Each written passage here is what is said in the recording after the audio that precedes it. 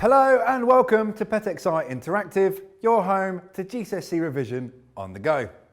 In this math burst, we're going to be looking at substitution, like when that striker misses that sitter and gets hauled off at half time. Wrong substitution! Oh, sorry, I mean when we replace letters with numbers.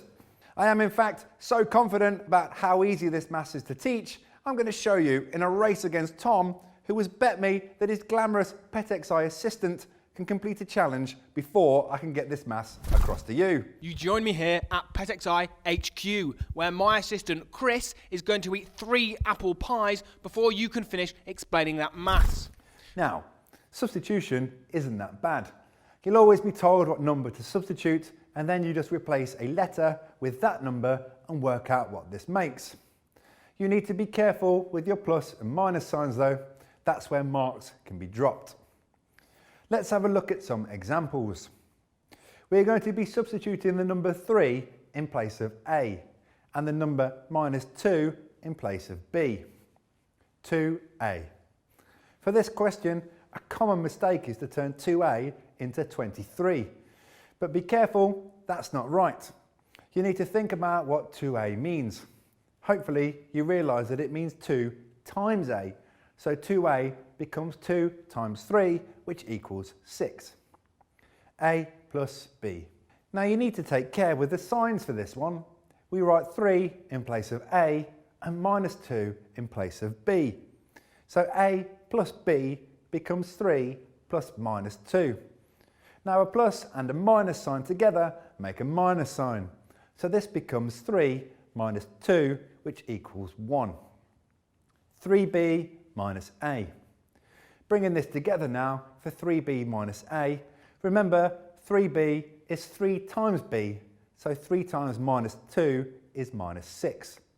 Then you need to subtract A.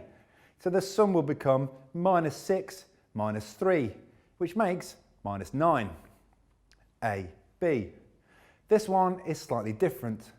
AB is A times B, so substituting both values gives us 3 times minus 2, which makes minus 6. B squared. Be careful with this one. Some people see this and put minus 2 into their calculator and then press the square button and get an answer of minus 4. But this is wrong. Don't fall into this trap. Now B squared is B times B, so this gives minus 2 times minus 2. A negative multiplied by a negative gives a positive answer. So actually the answer should be 4 and not minus 4. Let's get back to Tom and see how the challenge is going. We're doing amazing here. Chris is really ploughing through his pies. Crikey, best get a move on. On we go. You may get a question where you have to use a formula, like this one here. Jess travelled by taxi to the hospital. The journey from her home to the hospital is 18 kilometres. Here is the formula for calculating a taxi fare. We are told what the letters in the formula represent. In this case, the F is the fare and D is the distance. We want to find the fare for this journey, so we'll need to do some substitution again. As the D is the distance, we are substituting the 18 kilometres in place of the D. Remember, 30D means 30 times D. This gives us F equals 320 plus 30 times 18. Remember to use BIDMAS now.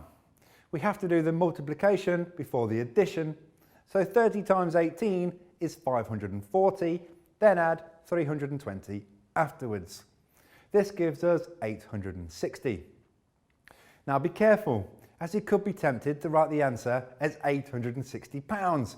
Bit steep for a taxi fare down the road, don't you agree? Maybe if we were taking a taxi to the moon, it would cost that much. But if you read the question carefully, it mentions that the fare is in pence. So this is 860 pence, which is £8.60, which is the correct answer. Sometimes when you substitute values into a formula, you could just end up with an equation to solve. Just remember, if you are left with an equation, to use our special technique called float and ping. If you're unsure on float and ping, then please watch our video on solving equations. Okay, we've finished the maths, but has Tom managed to complete his challenge? I was confident, but it looks like you can't eat 3 apple pies in the time it takes you to explain that maths. And there we have it, substitution made simple. Hopefully, any confusion with this topic has now been substituted with oodles of confidence.